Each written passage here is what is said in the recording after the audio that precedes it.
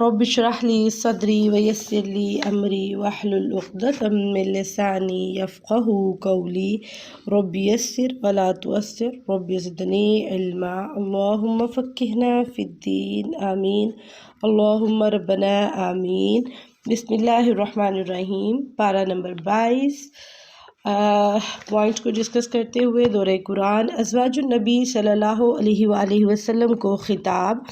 آپ عام خواتین کی طرح نہیں بلکہ رہنما خواتین ہیں، ضرورت کی بات معروف انداز میں کریں، گھروں میں رہو، تبرج یعنی اظہار زینت کے ساتھ نہ نکلو، نماز قائم کرو، زکوٰۃ دو، اللہ اور رسول صلی اللہ علیہ وآلہ وسلم کی اطاعت کرو تاکہ پاکیزگی حاصل ہو۔ یہاں پہ ہمیں جو پوائنٹ ملتا ہے اپنے لیے وہ یہ کہ اگر ازواج النبی جو کہ پاکیزہ مطہرہ بالکل پاک باز نیک خاتون ہیں، ان کو اللہ تعالیٰ یہ حکم دے رہے ہیں کہ گھروں میں رہو، زینت اختیار کر کے باہر نہ نکلو، نماز کو قائم کرو، زکوٰۃ دو، اللہ اور اللہ کے رسول کی اطاعت کرو تاکہ پاکیزگی حاصل ہو، اور ساتھ میں بتایا ضرورت کی بات معروف انداز میں کریں۔ تو اس لیے ہمیں یہاں پوائنٹ ملتا ہے کہ ہمیں بھی گھروں میں رہنا چاہیے اور زینت اختیار کر کے ہمیں باہر نہیں نکلنا چاہیے کہ ہمیں کوئی غیر محرم جو ہے وہ دیکھے۔ ہمیں زینت اختیار کر کے باہر نہیں نکلنا تاکہ ہم غیر محرم کی نظر سے بچ سکیں، اور نماز قائم کرنی ہے انشاءاللہ تعالیٰ، زکوٰۃ دینی ہے، اور اللہ کے رسول کی اطاعت کرنی ہے، ان کے حکموں کو فالو کرنا ہے تاکہ ہم بھی پاکیزگی کو حاصل کر سکیں۔ قرآن پڑھنے کا مقصد بیسیکلی یہی ہوتا ہے، پوائنٹس کو جاننا، یا دورہ قرآن شارٹ میں کیجیے جیسے کہ ہم کر رہے ہیں قرآن کے موتی استاذہ فرحت ہاشمی کے ڈسکس کیے ہوئے پوائنٹس کو۔ تو اگر ہم یہ پڑھ رہے ہیں تو اس کا مقصد صرف یہ ہونا چاہیے کہ ہم اس سے کیا سیکھتے ہیں، اور ہمیں کون سے پوائنٹس ایسے ملتے ہیں جو ہم نے اپنی لائف پہ اپلائی کرنے ہیں، جن کی وجہ سے ہماری لائف جو ہے وہ ایک شاندار طریقے سے اسلامک وے میں ہم سپینڈ کر سکیں، تاکہ ہم کل قیامت والے دن شرمندہ نہ ہوں، اللہ کے سامنے کھڑے ہوتے وقت شرمندہ نہ ہوں، سر جھکے ہوئے نہ ہوں۔ اللہ تعالیٰ اپنی رحمت کریں گے تو ہی ہمارا بیڑا پار ہوگا، بٹ اپنی کوشش آپ نے ضرور کرنی ہے کہ ہمارے پاس بھی کچھ ایسا ہو، ہم کہہ سکیں کہ ہم نے یہ اللہ کی محبت میں کیا ہے، ہمارے پاس بھی ایسی نیکیاں، ایسے احکامات جو اللہ نے دیے ہیں ان کو پورا کر کے ہمیں بھی اس چیز کا اپنے اندر ایک پراؤڈ فیل ہو کہ ہم نے اپنے رب کی محبت میں، اپنے رسول کی محبت میں، صلی اللہ علیہ وآلہ وسلم کی محبت میں یہ سارے احکام پورے کیے ہیں انشاءاللہ تعالیٰ، تو کرنے بھی ہیں انشاءاللہ، میں نے بھی اور آپ نے بھی انشاءاللہ۔ بات ہو رہی ہے پڑھنے اور پڑھانے کی، بہترین کام جس کا حکم ازواج نبی صلی اللہ علیہ وآلہ وسلم کو دیا گیا وہ یہ ہے کہ وہ کتاب اللہ اور حکمت کی باتیں دوسروں کو سکھاتی رہیں۔ کام کی نیت اور ارادے سے کام ہوگا وہ اللہ کے علم میں ہے، ان اللہ کان لطیفاً خبیرا، بے شک اللہ تعالیٰ لطیفاً خبیر ہے، بہت باریک بین جاننے والا ہے۔ تو جہاں پہ یہ بات آ رہی ہے، یہ ازواج کو حکم دیا جا رہا ہے کہ اللہ کی کتاب اور حکمت کی باتیں دوسروں کو سکھائیں، تو گویا اس سے ہمیں بھی یہ سبق ملتا ہے کہ ہم نے بھی کتاب اللہ یعنی قرآن مجید اور حکمت کی باتیں انشاءاللہ دوسروں کو سکھانی ہے۔ کام کی نیت اور ارادے سے ہی کام ہوگا انشاءاللہ تعالیٰ، اور نیت صرف اور صرف اللہ کی رضا ہوگی۔ بات ہو رہی ہے صالح معاشرے کے افراد کی، تو مسلمان، مومن، فرما بردار، سچے، صابر، خاشع، صدقہ دینے والے، روزہ رکھنے والے اور شرمگاہوں کی حفاظت کرنے والے، کثرت سے اللہ کو یاد کرنے والے، یہی تو ہے صالح معاشرے کے افراد، یعنی نیک معاشرہ، نیک سوسائٹی، جہاں پہ ایسی سوسائٹی جہاں پہ نیک لوگ رہتے ہیں، جس سوسائٹی کے افراد جو ہیں وہ نیک ہیں، تو ان کی کچھ کوالٹیز بتائی گئی ہیں کہ وہ مسلمان ہوتے ہیں، وہ مومن ہوتے ہیں، ایمان والے ہوتے ہیں، وہ اللہ کے فرما بردار ہوتے ہیں، نبی کے فرما بردار ہوتے ہیں، وہ سچ بولنے والے ہوتے ہیں، وہ تکلیف آنے پہ صبر کرتے ہیں، وہ ڈرنے والے ہوتے ہوتے ہیں اپنے رب سے، اور وہ صدقہ دینے والے، بڑھ چڑھ کر نیکیوں میں آگے کام کرنے والے ہوتے ہیں، روزے رکھنے والے ہوتے ہیں، اور اسپیسیفکلی تھنگ اپنی شرم گاہوں کی حفاظت کرنے والے ہوتے ہیں، اور اس کے ساتھ ساتھ اللہ کا ذکر کرنے والے ہوتے ہیں۔ اللہ تعالیٰ ہمیں بھی ایسے ہی نیک اور صالح بنائے۔ ذکر کی کثرت بخشش اور اجر کا ذریعہ ہے۔ جتنا زیادہ ذکر ہوگا اتنی زیادہ بخشش ہوگی اور اتنا زیادہ اجر ملے گا۔ مفردون یعنی کہ بہت زیادہ ذکر کرنے والے مرد اور عورتیں سبقت لیں گے، تو اس لیے ہم نے بھی اپنی زبان کو ایوری ٹائم اللہ کے ذکر کے ساتھ تر رکھنا ہے، تاکہ ہمارا اٹھتے بیٹھتے جاگتے سوتے زبان کے اوپر کلمہ سبحان اللہ والحمدللہ، سبحان اللہ وبحمدہ، اللہ اکبر کبیرہ، اینڈ جتنے بھی اسپیسیفکس آپ اپنے لیے وظائف مختص کر چکے ہیں، یا جو نبی صلی اللہ علیہ وآلہ وسلم نے اتھینٹکلی بتائے ہیں، ان کو آپ اپنی زبان پہ لے آئیے، اور پھر اللہ کی برکتیں اور رحمتیں کا نزول جو ہے وہ دیکھتے جائیے۔ زید رضی اللہ تعالیٰ و زینب رضی اللہ تعالیٰ، ذہنی ہم آہنگی نہ ہونے کی وجہ سے دونوں کا نباہ نہ ہو سکا تو نکاح ختم ہو گیا۔ تو اس آیت سے ہمیں کیا سبق ملتا ہے کہ اگر مثال کے طور پہ میاں بیوی کا آپس میں نباہ نہیں ہو سکتا، اولاً تو فرسٹ آف آل کوشش کرنی چاہیے، بٹ اگر نباہ نہیں ہو سکتا تو اللہ نے آپشن رکھا ہوا ہے، لیکن اللہ تعالیٰ نے طلاق کو سخت ناپسند بھی فرمایا ہے۔ بٹ اگر آپ کمپرومائز نہیں کر پا رہے، آپ کے لیے بہت پرابلم ہو رہی ہے، نباہ نہیں کر سکتے، تو پھر آپ کو طلاق کا آپشن لے لینا چاہیے اور نکاح کو ختم کر دینا چاہیے، وہ بھی اچھے طریقے کے ساتھ۔ بات ہو رہی ہے لے پالک، یعنی کہ حقیقی بیٹے کی طرح لے پالک نہیں ہوتا، اس لیے اللہ نے نبی صلی اللہ علیہ وآلہ وسلم کا نکاح زینب رضی اللہ سے کر دیا، یعنی کہ اللہ تعالیٰ نے نبی صلی اللہ علیہ وسلم کا نکاح جو ہے وہ زینب سے کر دیا۔ غلط معاشرتی، اس سے ہمیں پراپرلی پتہ چل گیا نا کہ لے پالک جو ہوتے ہیں وہ آپ کے حقیقی بیٹے نہیں ہوتے ہیں، ٹھیک ہے؟ تو غلط معاشرتی رسموں کو لوگوں کے ڈر سے پکڑے رہنے کی بجائے اللہ کے ڈر سے چھوڑ دینا زیادہ بہتر ہے، اور ان کو اللہ کے حوالے کر دیجیے، دیٹس اٹ، بات ختم۔ اللہ تعالیٰ بہت بہتر جو ہے فیصلہ کرنے والے ہیں۔ واللہ احق ان تخشاہ، اللہ اکبر کبیرہ، اللہ ہمیں صحیح سمجھ عطا فرمائے۔ یہاں ہم لے پالک کے لیے اتنی لڑائی اور جھگڑے کرتے ہیں، آف کورس وہ آپ کے لیے ہوتا تو نام محرم ہی ہے، اور ہم اتنے جھگڑے کرتے ہیں کہ ہم ایک دوسرے کا سر پھاڑنے پہ آ جاتے ہیں۔ کسی بھائی نے بھائی کو اپنا بیٹا دے دیا، یا کسی بہن نے اپنی بہن کو بچہ دے دیا، یا لائک کسی بھی طریقے سے کوئی کہیں اور سے لے کے آ جاتے ہیں، تو وہ لے پالک ہی ہوتا ہے، وہ حقیقی بیٹا کبھی نہیں بن سکتا۔ لیکن لوگوں کے ڈر کی وجہ سے بھی نہیں کرنا چاہیے، اور اپنے بھی ایک جو گیپ آ چکا ہے آپ کی لائف میں کہ آپ کے پاس اولادیں نہیں ہیں، تو آپ کسی اور کی اولاد کو اپنی اولاد بنا رہے ہیں، اور زبردستی اس کے ساتھ آپ اپنا تعلق قائم کرنے کی کوشش کر رہے ہیں، یا اس طرح سے کوئی بھی آپ لائک بھائی نے دیا ہوا ہے بچہ تو آپ زبردستی وہ واپس بھی لینا چاہتے ہیں، بٹ آپ نہیں دینا چاہتے ہیں، تو آف کورس آپ اپنی رضا کے لیے بھی اور لوگوں کے ڈر کی وجہ سے بھی یہ کام نہ کریں، بلکہ چھوڑ دیں اس چیز کو اللہ کے ڈر کی وجہ سے، کیونکہ اللہ کے احکام جو ہیں وہ ہماری مرضی سے اوپر ہیں اور لوگوں کے ڈر سے بھی اوپر ہیں۔ عزت اور ذلت اللہ کے ہاتھ میں ہے۔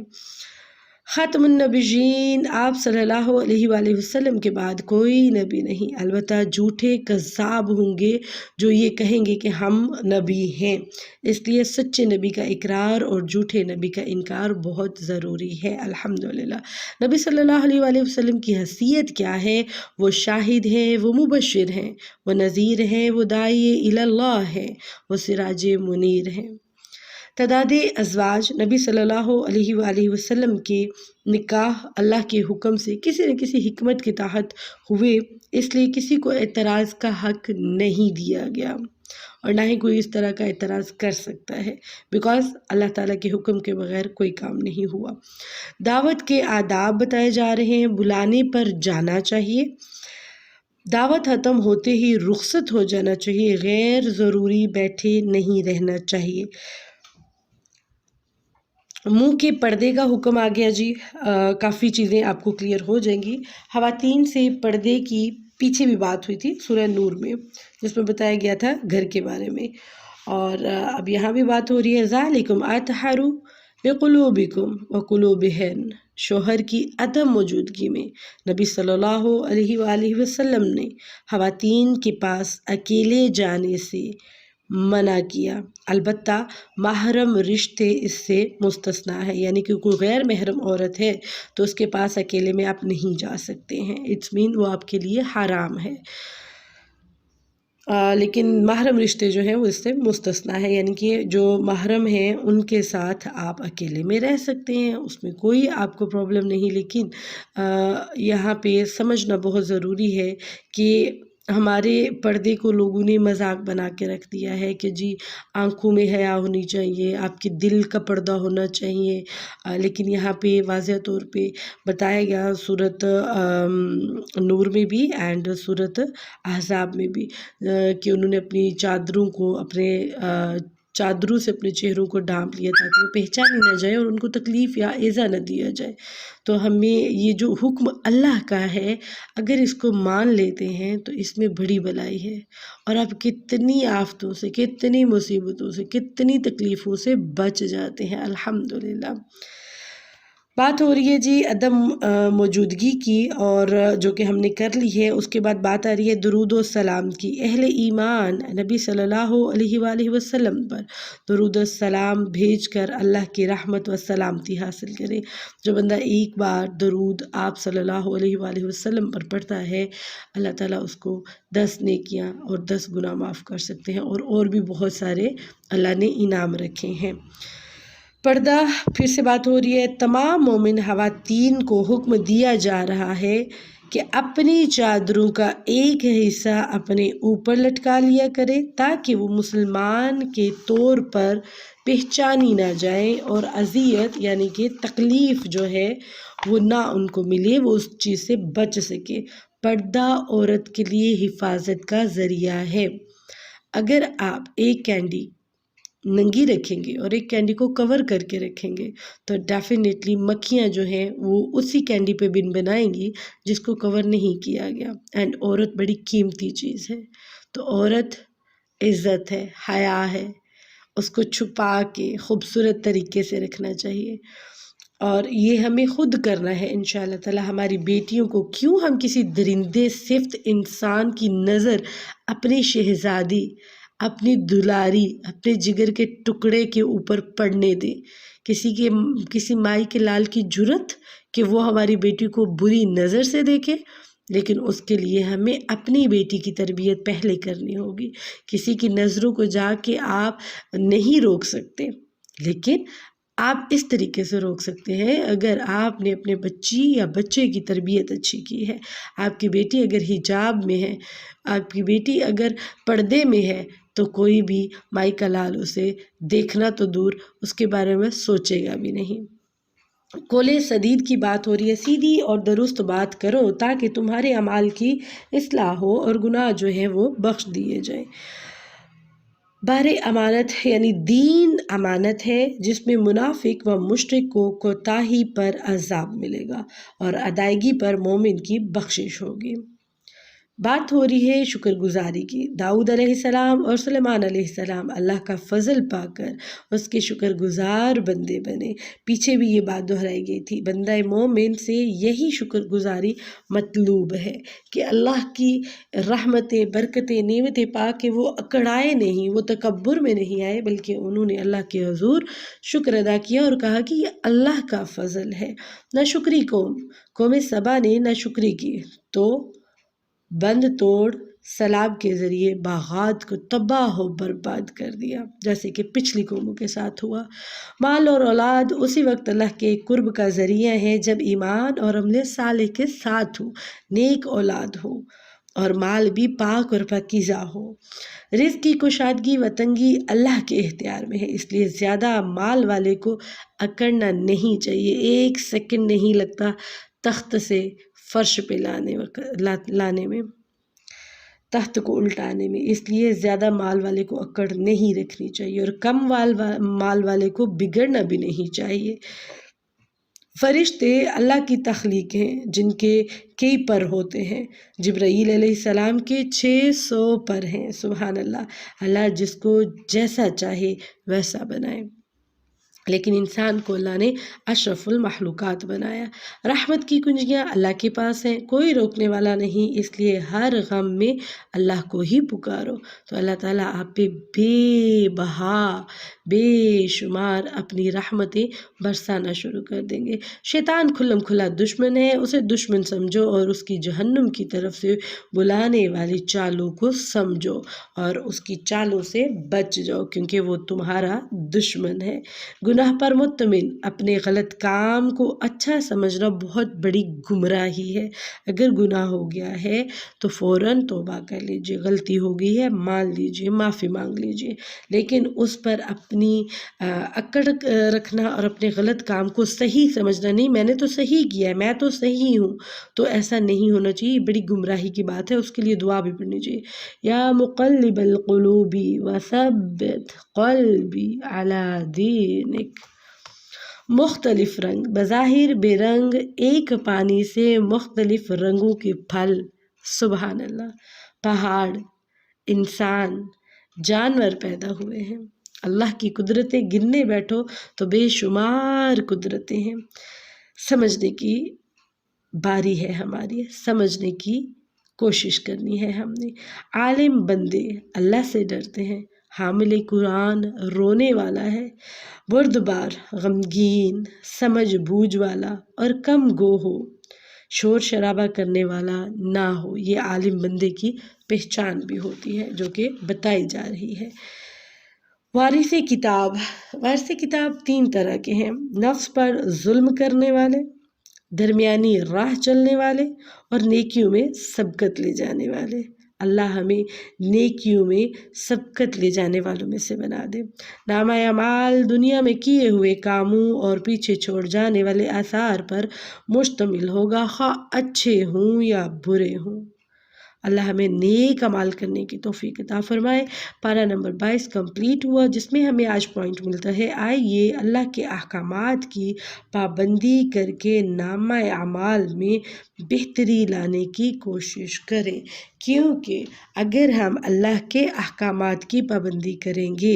نبی صلی اللہ علیہ وآلہ وسلم کو فالو کریں گے، جبھی تو ہمارے اعمال صالح ہوں گے۔ دائیں ہاتھ والے اعمال بڑھتے جائیں گے اور بائیں ہاتھ والے اعمال کم ہو جائیں گے۔ تو جب دائیں ہاتھ والے اعمال بڑھ جائیں گے تو پھر اللہ تعالیٰ ہمیں جنت الفردوس کے اعلیٰ مقام عطا فرمائے گا، پھر اللہ کا دیدار نصیب ہوگا، پھر اللہ کا سلام نصیب ہوگا، پھر اللہ کے نبی کے ہاتھوں سے حوض کوثر بھی پلایا جائے گا انشاءاللہ، پھر اللہ کے نبی کا دیدار ہوگا، اللہ کے نبی کی آواز سنائی دے گی، اللہ کے نبی کا سلام ہوگا، اللہ کے نبی کے پڑوسی بنیں گے، اللہ کے نبی کی آواز میں قرآن کو سنیں گے انشاءاللہ، پھر تیزی سے پل صراط سے گزرنے والے بن جائیں گے انشاءاللہ تعالی۔ اللہ تعالی ہم سب پر رحم فرمائے، دعاؤں میں یاد رکھیے گا۔ السلام علیکم ورحمۃ اللہ وبرکاتہ۔ الحمدللہ رب العالمین۔